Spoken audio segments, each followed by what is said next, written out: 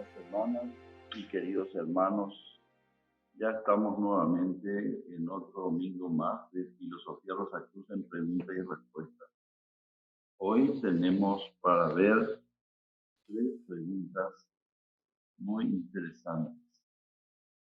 Vamos ya a la pregunta número 91, que dice: se dice que Dios amaba tanto al mundo que dio a su único Hijo, y que cualquiera que en él creyera no moriría, sino que tendría vida eterna. ¿Cómo se puede reconciliar esa idea con las palabras de Cristo? Vine no a traer paz, sino una espada. La respuesta nos dice que se dice que la ley y los profetas fueron hasta la venida de Cristo. Y hay 4 grados mediante los cuales el hombre se eleva hasta Dios. Vemos en el tiempo antes de Cristo, regido por la ley y los profetas, hasta la venida de Cristo, que marca el tiempo después de Cristo, en donde las condiciones se vuelven diferentes. Por el momento tenemos 4 grados mediante los cuales el hombre se eleva hasta Dios para ver ese desarrollo en base a esto. Al principio, cuando despierta la conciencia del mundo físico y está en estado salvaje, se encuentra rodeado por otros hombres, los que debido a las circunstancias se ven obligados a luchar por la vida, entre los cuales el poder es un derecho. Entonces aprende a confiar en sus propias fuerzas para salvarse de las acechanzas de los animales y de los demás hombres. Pero percibe en torno suyo los poderes de la naturaleza y los teme, porque sabe que pueden matarlo y que es impotente para luchar con ellos. Entonces empieza a adorarlos, tratando de propiciarse a Dios, a quien teme, por medio de sacrificios sangrientos. El primer paso, el desarrollo hacia la evolución de la religión, es en donde la relación del hombre con Dios se da en base a un temor y a la realización de ciertos sacrificios sangrientos, lamentablemente, que tiene que hacer el hombre para propiciarse a Dios. El primer nivel. Después comienza a considerar a Dios como un dador de todas las cosas, quien lo recompensará aquí y ahora si obedece su ley, y lo castigará instantáneamente si la desobedece. Este es el siguiente nivel en función al desarrollo de la evolución humana en función a las religiones.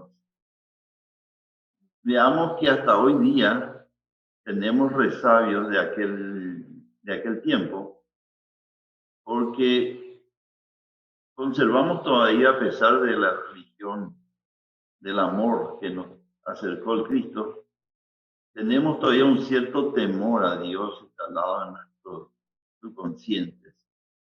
Ya no hacemos sacrificios sangrientos, pero tenemos todavía una idea que tenemos que hacer un gran sacrificio, que tenemos que desprendernos de cosas para agradar a Dios, para poder propiciarnos a Dios. Al considerar que Dios es el dador de todas las cosas. Después entonces entramos en un siguiente nivel en que Dios nos va a recompensar si obedecemos su ley. No es un temor sin conocimiento, ¿verdad? Un temor de algo que no podemos comprender, sino ya es un temor a obedecer la ley, porque tendremos un castigo instantáneo si la desobedecemos. Y tenemos todavía algunas reminiscencias de eso en nuestra manera, en nuestras creencias y en nuestros sentimientos. Sentimos eso. Y lo que nosotros sentimos, creemos, la creencia que tenemos se manifiesta en nuestra vida diaria. Pero esta pregunta y respuesta de hoy nos puede permitir comprender un poco mejor cómo se dio la evolución de las religiones a través de estos distintos niveles. Decíamos que comienza en el segundo nivel a considerar a Dios como el dador de todas las cosas, quien dará recompensa al hombre cuando actúe de acuerdo a los deseos de Dios. Sigue diciendo Mike Sender que será un poderoso aliado contra sus enemigos, pero puede ser también un enemigo poderoso y por consiguiente le teme también. Y así lo adora y le sacrifica animales por miedo y avaricia. Hoy día el pedido del desarrollo espiritual ya deja de lado el miedo y la avaricia como estimulantes, como cosas que nos impulsen a adelantar.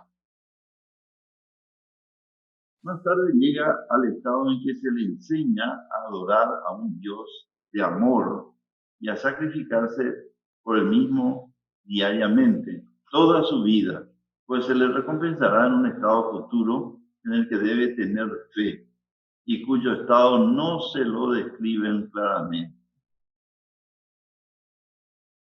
Vemos entonces que estamos ya en este estadio que se presenta después de la venida de Cristo. Es el tercer nivel. Finalmente el hombre llega al estado en el que reconoce su propia divinidad y hará el bien porque es bueno sin esperar ni recompensa ni castigo. Estamos ahora en este sendero, ¿verdad?, en que vamos en busca de comprender nuestra propia divinidad, jerarquizar a nuestro yo superior y darle todo poder a nosotros. Acá vemos entonces los 4 niveles que habíamos mencionado. Y dice Mike Sender, los judíos habían alcanzado el segundo nivel. Recordemos que los semitas originales eran la raza escogida, la raza elegida en la época de y habían alcanzado este segundo nivel y estaban bajo la ley. La religión cristiana, que se presenta con el Cristo, como decíamos, se va elevando por el tercer estado, si bien no se ha librado de todo el segundo. Y todos nosotros estamos aún bajo leyes hechas por Dios y por el hombre para subyugar nuestros cuerpos de deseos. Este cuerpo de deseos que lo vemos acá, que es el tercer vehículo en importancia. Estamos para subyugar nuestros cuerpos de deseos por el miedo, pero para desarrollarnos espiritualmente desde ahora debemos sensibilizar nuestro cuerpo vital. La evolución del desarrollo en este tiempo es a través del cuerpo vital, que es solo dirigible por el amor, no reconociendo absolutamente la ley que gobierna la naturaleza emocional. ¿Por qué? ¿O qué tiene que ver el cuerpo vital con el amor? ¿Por qué puede ser dirigido por el amor? En lo que tanto insistió nuestro divino Maestro Jesús el Cristo. ¿Por qué? Y eso vamos a ver, que acá hay unas correspondencias. Vemos la región etérica, donde está nuestro cuerpo vital, y vemos, si hacemos acá una relación, vemos que esto tiene relación o reflejo con el mundo del espíritu de vida y con nuestro espíritu de vida. ¿Y esto qué significa? El mundo del espíritu debía estar dirigido y toda su energía por nuestro Señor el Cristo, quien enseñó el amor y quien nos dio una religión basada en el amor. Entonces, por esa correspondencia que vemos acá, como es arriba, es abajo, trabajando con el amor en estas regiones, sobre todo en el éter reflector, que es asiento de la memoria consciente y subconsciente, nosotros podremos adelantar en este tiempo. Es una clave que nos da Max Heiner, y a través de este gráfico que él también nos provee, vemos cómo impacta el manejo del amor amoroso y desinteresado a nuestros semejantes, influyendo en lo que es nuestro desarrollo espiritual. Y esto nos ayuda también, como dice la lectura, a gobernar la naturaleza emocional nuestra. O sea, acá tenemos una clave para la vida diaria. Cómo trabajar con expresiones positivas, con enunciados positivos, con actitudes y sentimientos positivos de amor, para poder cumplir esto que nos dice Maxine de Lacan, que el amor no reconoce absolutamente la ley, no reconoce la ley. Entonces está por encima de la ley. La ley corresponde a los dos estadios anteriores a los, de nuestras primeras etapas de evolución. Entonces es un tema para reflexionar de cómo tanto se recomienda usar el amor, desarrollar el amor interno, ver a nuestros semejantes y a Dios con amor. Es justamente para poder tener un punto de apoyo para gobernar la naturaleza emocional. Con el objeto de preparar ese estado futuro, los sacerdotes, quienes estaban más desarrollados que la gente ordinaria, se mantuvieron separados y aparte. Sabemos que en el Oriente solo cierta casta, los brahmanes, podían entrar en los templos y realizar los servicios religiosos. Con la nueva dispensación, esto quedó de lado para el Occidente y todo aquel que quiera entrar en el sendero puede hacerlo utilizando su voluntad y aplicándose al servicio. Entre los judíos, solo los levitas también podían aproximarse al santuario, y en otras naciones sucedía lo mismo. Los sacerdotes eran siempre una clase distinta, que no podían casarse con el resto del pueblo, estaban separados y aparte en todo respecto. Este es el esquema, vemos la estrategia, por decirlo de alguna manera, que el plan divino usó para desarrollar al ser humano naciente.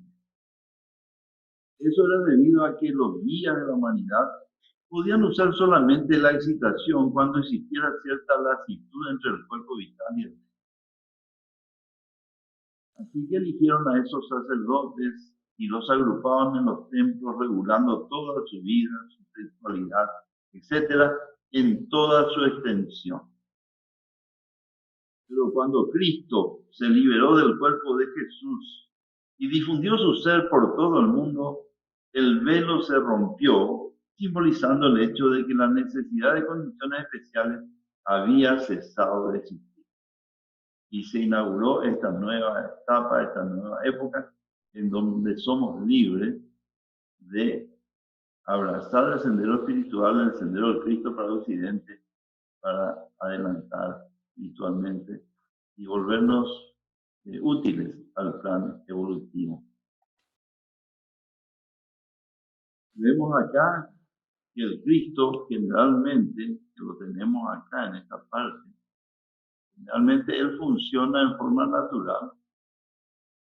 En este tiempo, al haberse hecho uno con el tercero y segundo aspecto del Dios y uno, funciona en la región más densa, en el mundo del Espíritu de Dios, en donde él generalmente toma contacto de lleno en nuestro solsticio de verano-invierno en el tiempo de junio, para volver de nuevo a traer su radiante influencia al planeta Tierra en el tiempo de diciembre, del fin de año, cuando estamos en Capricornio. Y cuando el Cristo entonces se liberó del cuerpo de Jesús, que lo tenemos marcado acá, y difundió su ser por todo el mundo, ese velo se rompió y se abrió nuevas etapas, como es, esta también es llamada la segunda religión, la religión del Hijo que reemplazó a la religión de Jehová, del ojo por ojo, diente por diente. Pero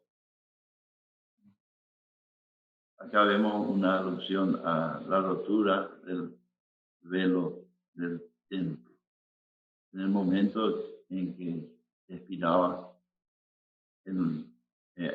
Jesucristo. Desde ese entonces el éter ha estado cambiando la tierra. Una creciente intensidad vibratoria permite la expresión de las cualidades altruistas. Existe esa vibración. El comienzo de esa enorme vibración fue lo que produjo la oscuridad que siguió a la crucifixión. No era oscuridad en manera alguna, sino una luz intensa que cegó al pueblo hasta que las vibraciones fueran disminuyendo por la inmersión en el cuerpo denso físico de la tierra. Pocas horas después, el radiante Espíritu Cristo había entrado en la tierra suficientemente como para restablecer las condiciones normales. Pero gradualmente ese poder intenso va elevándose y las vibraciones etéricas están acelerándose, aumentando el altruismo y el crecimiento espiritual.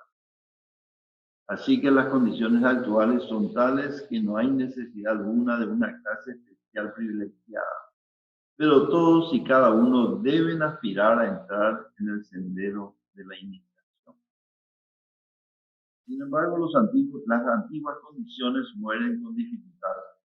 Bajo el régimen de Jehová, el espíritu de la luna, la humanidad se separó en naciones y con objeto de que él pudiera guiarlas, se hizo necesario que algunas veces empleara una nación para castigar a otra, pues la humanidad no era entonces dirigible por el amor, solo obedecía al látigo del miedo.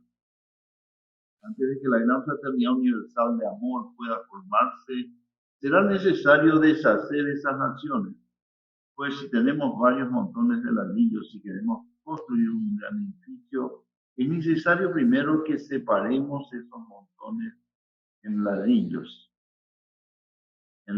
individuales, aprovechándolos así para formar el gran edificio.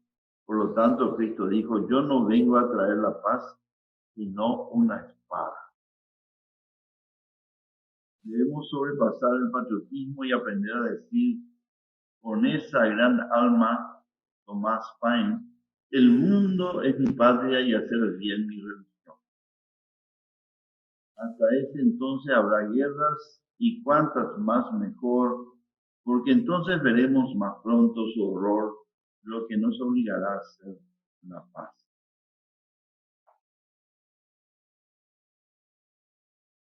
En la Santa Noche, cuando nació Jesús, los ángeles cantaron una canción, paz en la tierra y buena voluntad a los hombres. Más tarde el niño creció y dijo, yo no vengo a traer paz, sino una espada. Y la religión cristiana ha sido la más sangrienta de todas las religiones humanas. Ha llevado la desolación y el dolor a todas partes donde ha ido.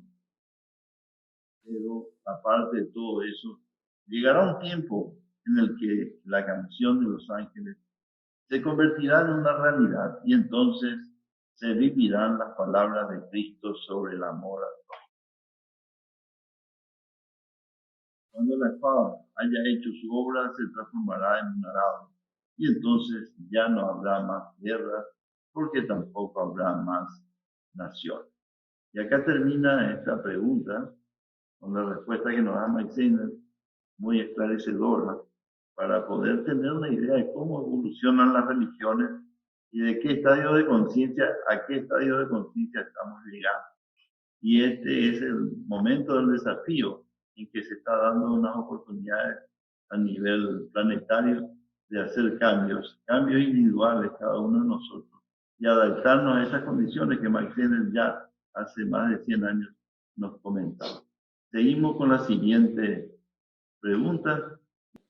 Queridas hermanas y queridos hermanos, continuando con la lección del día de hoy, esta pregunta número 92, pero antes de dar inicio a la respuesta, quería comentar algunos puntos de lo que acaba de explicar el querido hermano José María.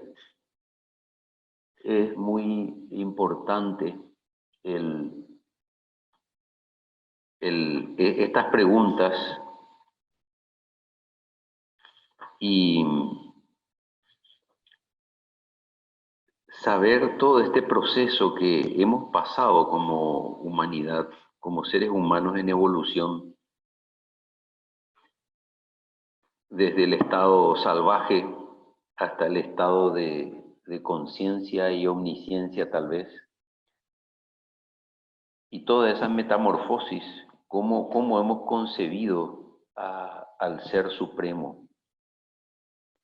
En principio le temíamos a la naturaleza y temíamos a Dios. Luego nos aliábamos con Él porque era poderoso y podía destruir a nuestros enemigos. Y así fuimos trabajando a través del miedo hasta que llegamos a un estado en que tenemos que trabajar por el amor, por el inegoísmo. Y esa es la esencia de esta pregunta, como bien lo explicó el querido hermano. Es muy importante tener en cuenta todo esto y cómo tenemos que llegar a sobrepasar el patriotismo.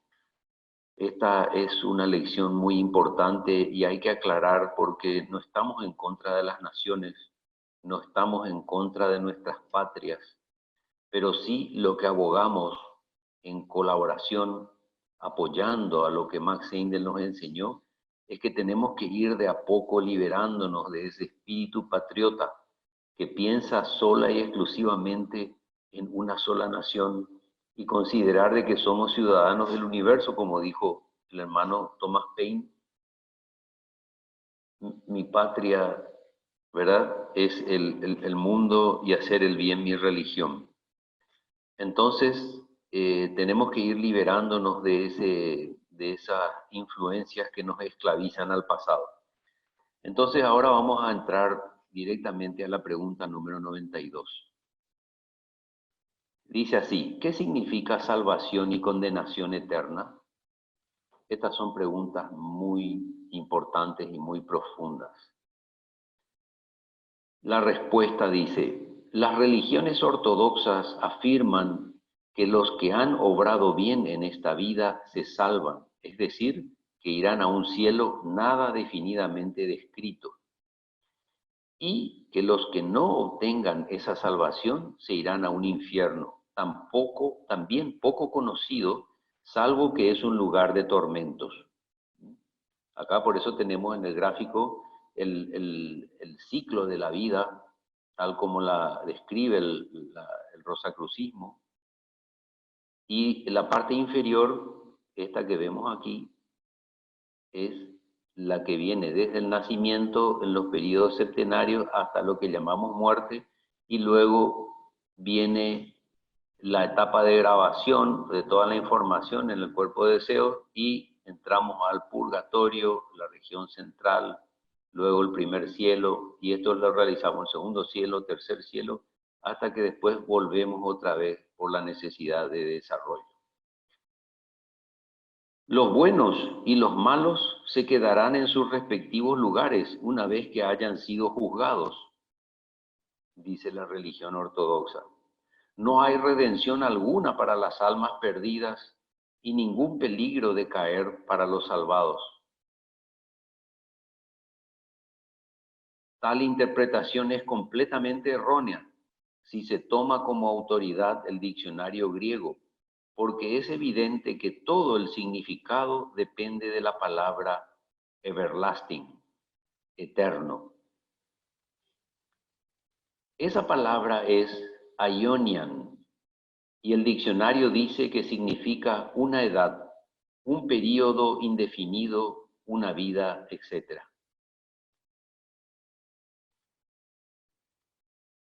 ¿Cuál es el verdadero significado de ese pasaje? Es lo que debemos preguntarnos.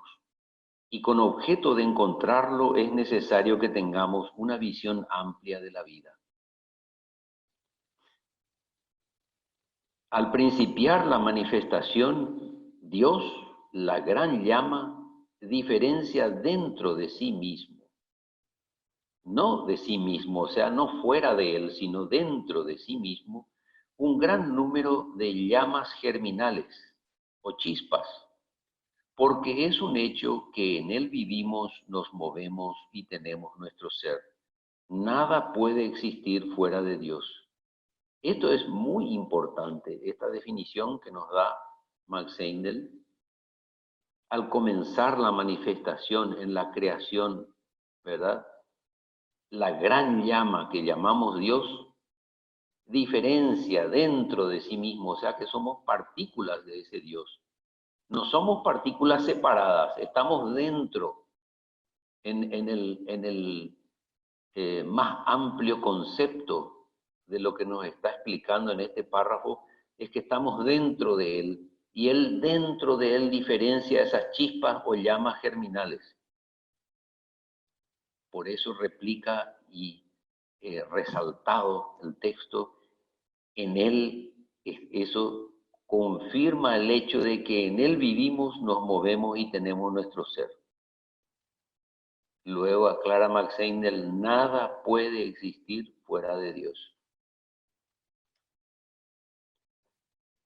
Y ahí tenemos el gráfico maravilloso de lo que es el absoluto, con los 7 planos cósmicos, y en el 7º plano cósmico, en donde tenemos aquí el Dios.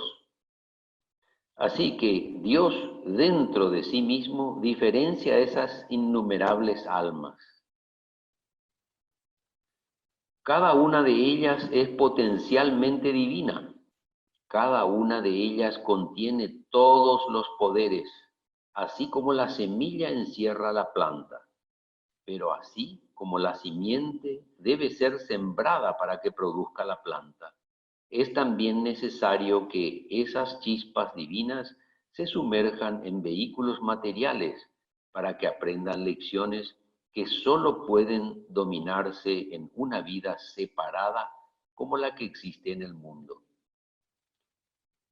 Acá tenemos unas aclaraciones maravillosas. Fíjense que la simiente, Max Heindel habla en su literatura en muchos capítulos y libros del poder de la simiente, la semilla. Vemos una semilla pequeñita y dentro de esa semilla está la potencia, el poder de poder generar una pequeña plantita que luego a través del tiempo se va a convertir en un árbol frondoso, ¿verdad?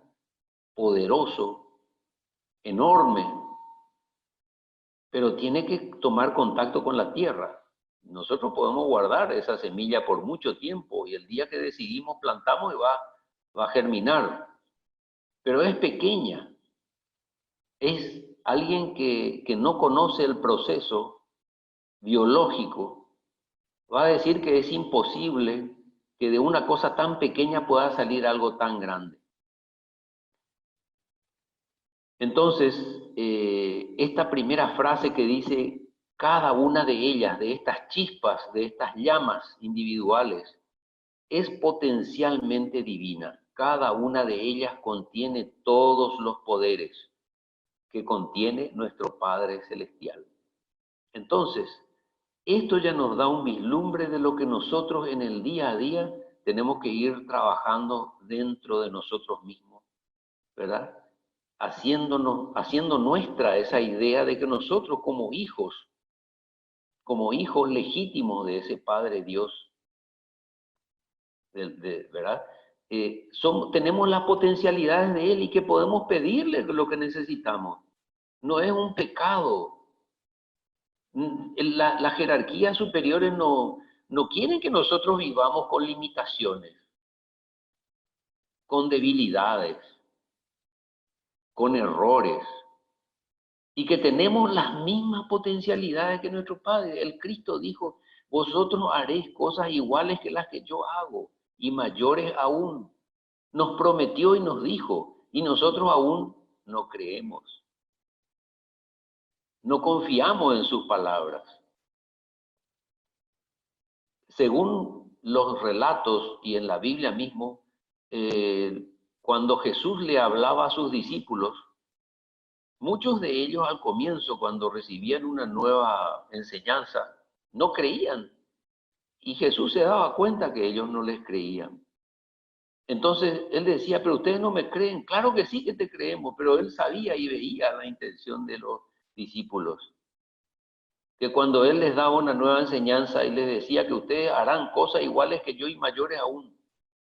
Y al comienzo no les creían.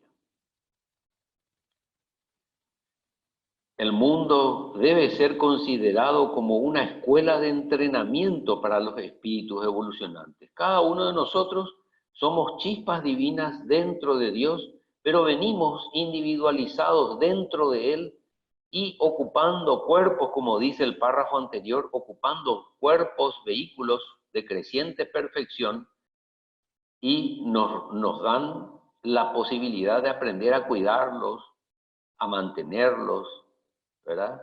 A estar en armonía, a aprender a estar en armonía, como sabemos, y una cosa importante es la salud que tenemos que cuidar. Nosotros tenemos que cuidar nuestro cuerpo, nuestros vehículos. Y esa salud no es que tenemos que esperar a enfermarnos. El objetivo nuestro es hacer todo el esfuerzo para no enfermarnos nunca. Pero eso lo debemos lograr a través de las oraciones, a través de las buenas acciones, buenos pensamientos, buenos sentimientos. Como dice en la Biblia, no podemos poner vino nuevo en odres viejas, ¿verdad? Porque va a tener otro gusto, va a ser otra cosa, tiene que ser odres nuevas. Y entonces tenemos que cambiar, tenemos que renovar nuestras odres. Entonces, este mundo en el cual estamos es una escuela maravillosa para todos nosotros que somos espíritus evolucionantes.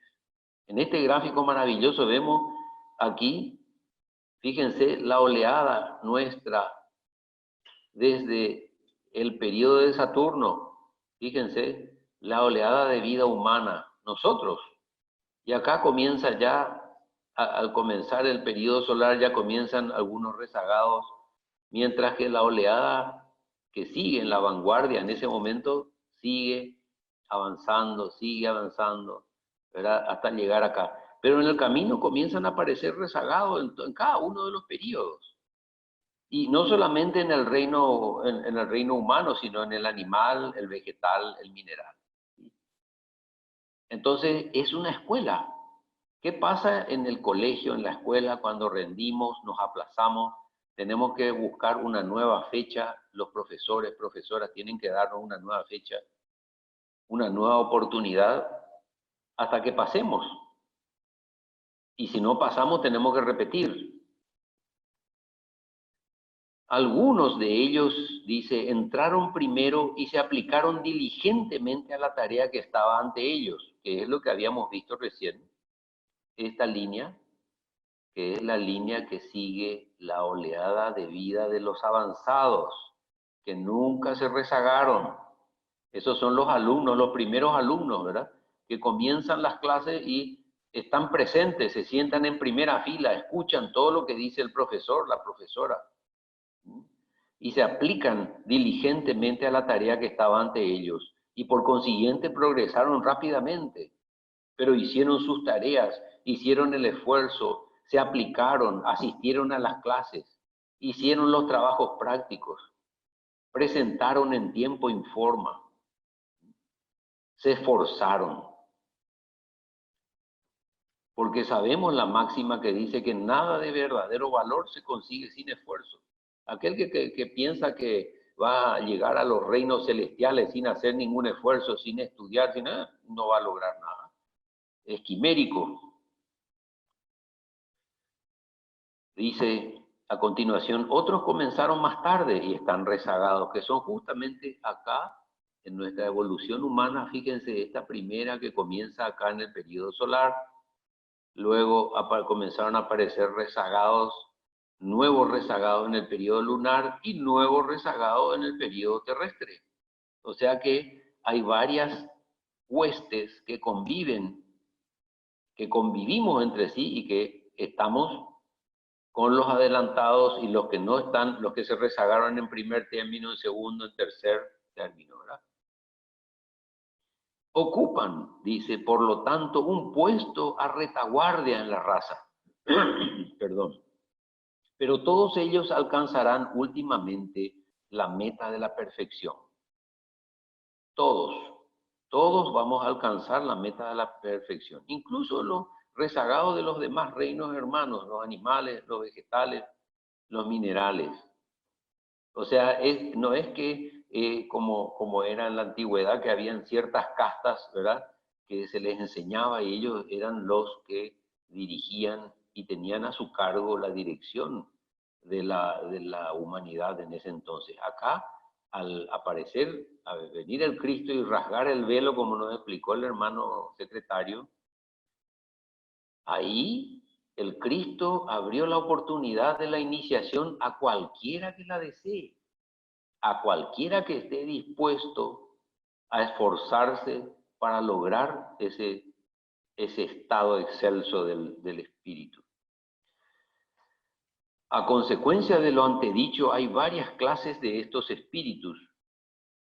Y antes de que una clase de esos espíritus pueda subir a un grado superior de la evolución, es necesario que hayan adquirido cierto tipo de proficiencia. Esto me hace acordar de los deportes, como siempre, de los que practican esgrima, por ejemplo. No, es un delicado arte. Cada una de esas cosas, cada una de esas disciplinas son delicadas y requieren entrenamiento. Por eso dice proficiencia. Entonces están salvados, dice, de una condición inferior en la que ya se han desarrollado.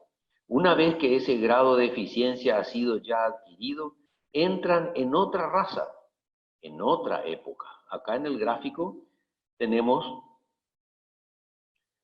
desde la época lemúrica, ¿verdad?, que tenía una sola raza, los lemures, luego la Atlante, que están las 7 razas, de las cuales los semitas originales fue la raza raíz para la siguiente época, la Aria, en la cual estamos, y luego la época Aria con sus 7 subrazas, ¿verdad? Entonces, vamos a ir adquiriendo esa experiencia y en la medida que progresamos nos van a ofrecer cuerpos de creciente perfección en razas de creciente perfección también.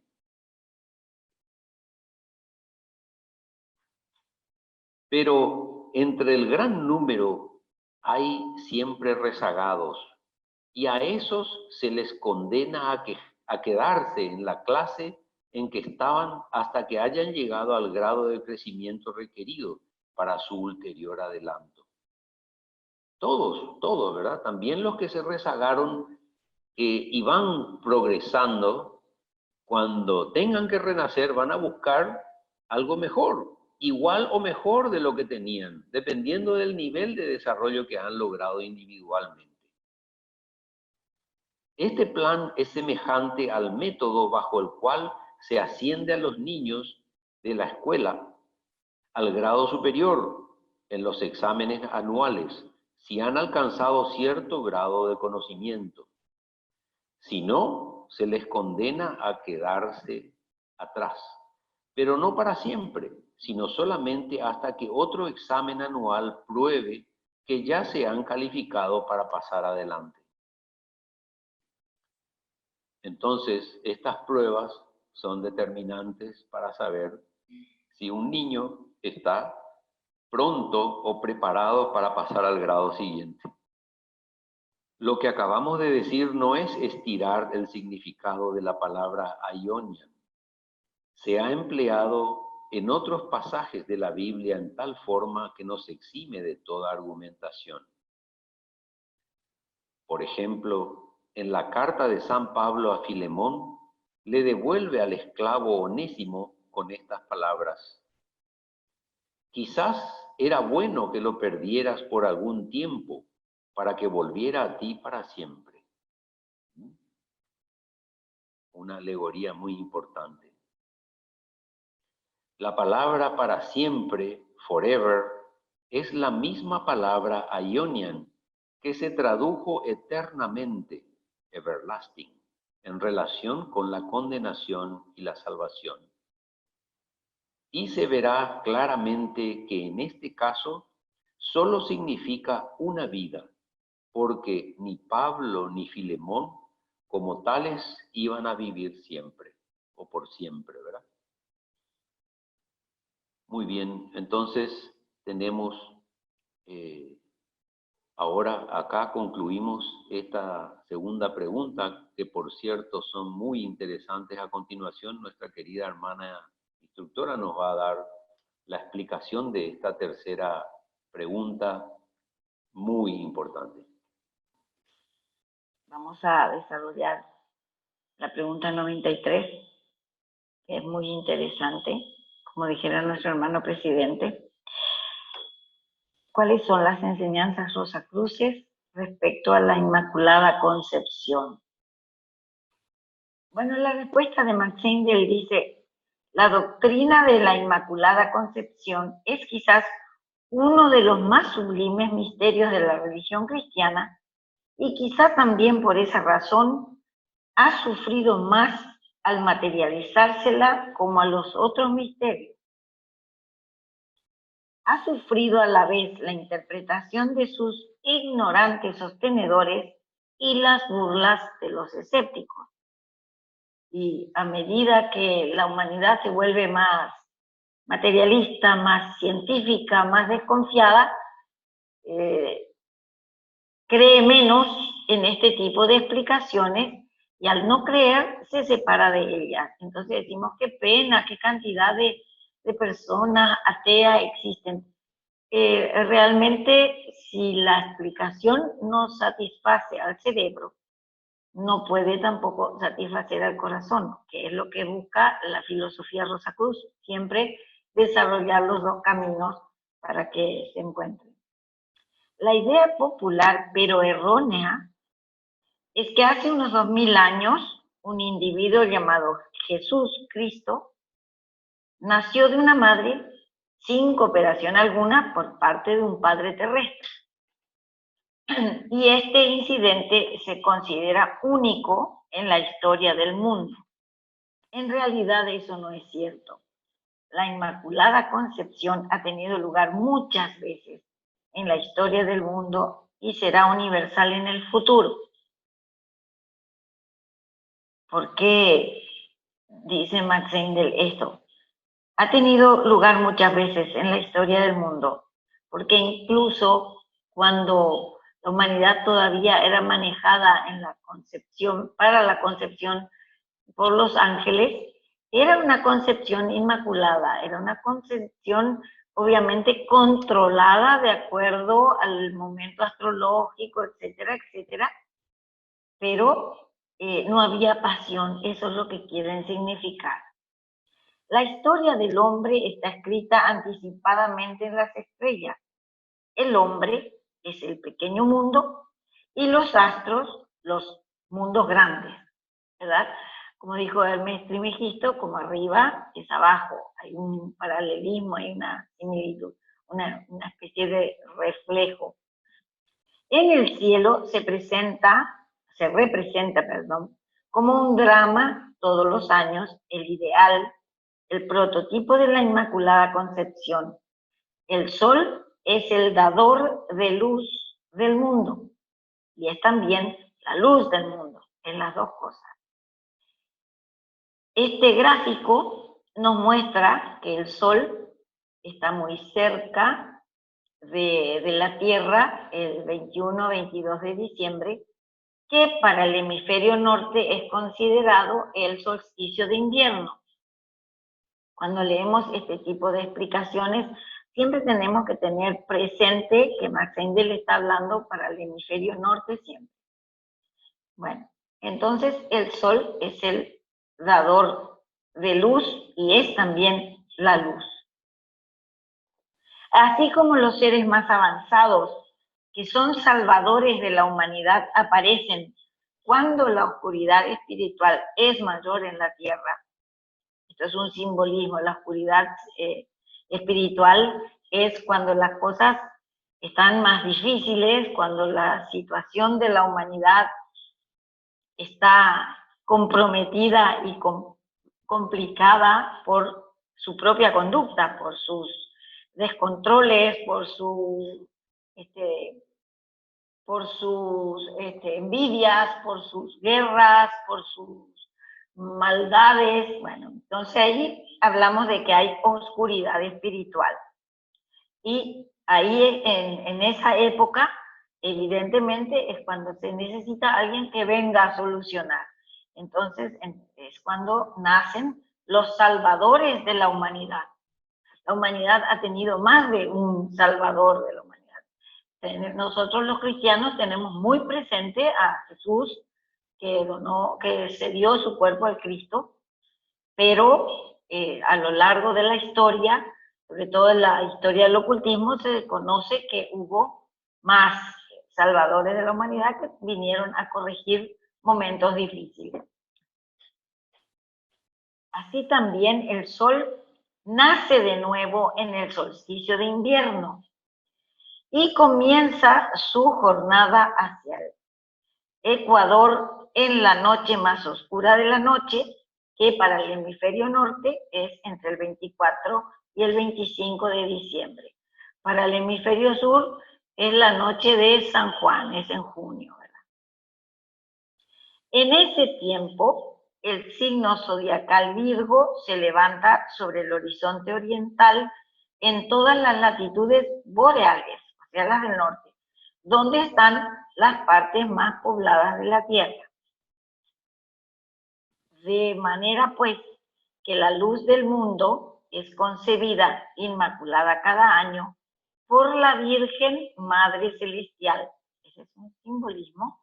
Y comienza su jornada hacia el norte para dar vida, para dar su vida por la humanidad al madurar el trigo y las uvas. De repente nos cuesta un poquito pensar que el 21 y el 22 de diciembre el hemisferio norte está sumergido en 1,5 metros de nieve, ¿verdad? Y el alimento está oculto, y que si no fuera por el sol que vuelve a surgir y a acercarse a partir de ahí en los siguientes meses, el hemisferio norte se quedaría sin alimento y desde luego el cuerpo físico sin alimento se deteriora y muere. Las condiciones son muy diferentes. Nosotros el 21 y el 22 de diciembre estamos en el horno, ¿verdad? En invierno a nosotros no se nos cae una hoja, caen algunas, ¿verdad? Pero nuestros árboles siguen espléndidos, llenos de flores, algunos se ponen más hermosos en invierno, y el que vivió alguna vez en los países donde hace frío y donde los árboles pierden las hojas, es tan triste el espectáculo, todo seco, las ramas peladas, bueno, o sea, como que la naturaleza se estuviera muriendo. Si no hubiera ese ciclo circadiano de que esto que pasa todos los años en el mismo momento se vuelve a reproducir, ¿verdad? O sea, el trigo vuelve a nacer, las hojas vuelven a salir en los árboles, la nieve se derrite, los ríos fluyen, entonces la humanidad se detendría. Por eso dice, comienza su jornada hacia el norte para dar su vida por la humanidad. Vuelve a nacer todo en la humanidad. humanidad. Al madurar el trigo y las uvas y todo lo demás. Por analogía, los instructores espirituales nacen cuando la oscuridad espiritual es mayor y ellos dan al hombre el pan de vida que alimenta el alma.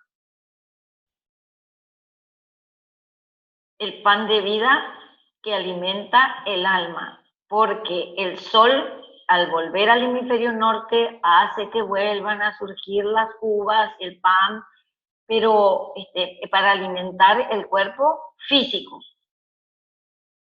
Pero como dice el refrán, no solo de pan vive el hombre, ¿verdad? Se necesita también el pan espiritual, se necesita la bondad, se necesitan los buenos pensamientos, los buenos sentimientos, necesitamos convivir entre personas que nos tratamos bien, porque eso permite el crecimiento psicológico y espiritual como persona y como humanidad.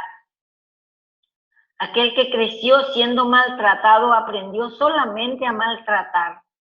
Entonces necesitamos ese alimento para el alma, para generar conductas altruistas y superiores. El hombre no puede sacar uvas de un espino. Toda entidad vil tiene que nacer de una madre vil, claro, porque su propia naturaleza entra en armonía con aquella madre en la cual va a ingresar para poder nacer en el plano físico. Antes de que nazca un Salvador es necesario encontrar una Virgen purísima para que sea su madre. ¿Por qué? Porque un vaso sucio no puede contener agua limpia. La afinidad entre el ego que va a reencarnar y los padres que lo van a engendrar físicamente tiene que ser armoniosa. De lo contrario, no puede, un espíritu muy elevado no puede nacer de padres degenerados, imposible. Es un choque, se repelen. Cuando decimos virgen, no queremos hablar de virginidad en sentido físico.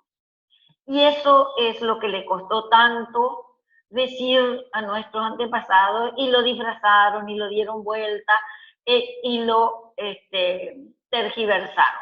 Quisieron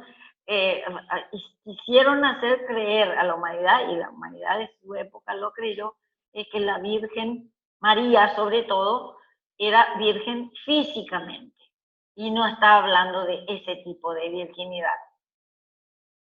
Todos nosotros poseemos la virginidad física en los primeros años de nuestra vida, pero la virginidad del espíritu es una cualidad del alma adquirida mediante vidas de pensamientos puros y elevadas aspiraciones. La virginidad del alma es una condición espiritual. De eso estaban hablando nuestros queridos hermanos mayores que participaron de los misterios del mundo en épocas anteriores. Es la virginidad del espíritu y es una cualidad del alma. Y esa podemos tener todo, no importa cuánta cantidad de hijos hayamos tenido, porque esta cualidad se desarrolla con los pensamientos puros, con los sentimientos puros, por la conducta recta y correcta y por las elevadas aspiraciones. No depende del estado del cuerpo. Una virgen verdadera puede dar a luz varios hijos y permanecer siempre virgen. Entonces, con ese tipo de argumento le desarmamos a los detractores y a los escépticos, ¿verdad? ¿Y por qué? Porque es otro concepto totalmente distinto de lo que se ha manejado hasta ahora. Que la Virgen María siguió siendo virgen después de tenerlo a Jesús. Entonces te dicen, no, eso es imposible. Si es imposible, no lo creo. Si no me traen una explicación más lógica, más sensata y con sentido común, yo me aparto de esto. Esa es la reacción lógica de una persona que necesita una explicación sensata. El que un niño sea concebido en pecado o inmaculadamente depende de su propia alma, o sea, de lo que él es capaz de atraer, de sus cualidades anímicas, porque si el ego que va a nacer es puro y casto, nacerá naturalmente de una madre también pura y de hermosa naturaleza. porque es el tipo de madre que lo va a atraer, se van a atraer mutuamente. Y el acto físico, que en la mayoría se realiza para gratificar la pasión y el deseo sensual, se efectúa por el alma pura y casta como una oración, como un sacrificio, que es la situación que vivieron María y José, porque popularmente la Virgen es María, pero José también tenía virginidad del alma, porque también era casto y puro, era un ser sumamente elevado espiritualmente. Entonces, cuando la relación sexual, el acto físico se efectúa con castidad, como una oración, como un sacrificio, decimos que el niño es concebido sin pecado ni pasión, sino inmaculadamente. Tal niño nunca es accidental. Su venida ha sido anunciada y se la ha esperado anticipadamente con impaciencia y alegría. Hace unos años yo había preparado una conferencia que me permitió investigar sobre la vida de Jesús, el humano Jesús, y 5 generaciones anteriores a su nacimiento ya se prepararon, porque sus padres, sus abuelos, sus bisabuelos, sus tatarabuelos, creo que Choño es el quinto, desde ahí ya venían preparándose en unas vidas de pureza, por si ellos eran los elegidos para que naciera en su familia este ser que iba a entregar su cuerpo al Cristo. Por eso nunca es accidental, hay toda una preparación previa. Y se le espera, se le anuncia. Nosotros conocemos por nuestra doctrina judeo-cristiana que se le anunciaba al Mesías dentro de la religión y del pueblo judío. Pero esto también sucedió con Osiris en Egipto y en otras civilizaciones que lastimosamente no conozco, pero creo que Quetzalcóatl, el famoso dios emplumado de los aztecas, también es un avatar que vino en su época. Bueno, hay muchos casos actualmente de algunas personas que se aproximan mucho a la Inmaculada Concepción, porque esto es una decisión, ¿verdad? No es una circunstancia que se da, no es un don, no se regala. Para esto se prepara la pareja también. Realizan el acto generador con amor purísimo y la madre permanece tranquila sin que se le moleste durante el periodo de gestación y el niño nace casi tan puramente como lo que se describe en el símbolo que nos ocupa. A su debido tiempo, cuando la humanidad se haga más altruista, el amor puro sucederá a la pasión y todos los hombres serán engendrados con pureza. ¿Por qué? Porque la humanidad tendrá un nivel de pureza y de sensibilidad que todo lo que haga será hecho de una manera altruista, de una manera generosa y con fines espirituales. Eso es todo. Muchas gracias, querido.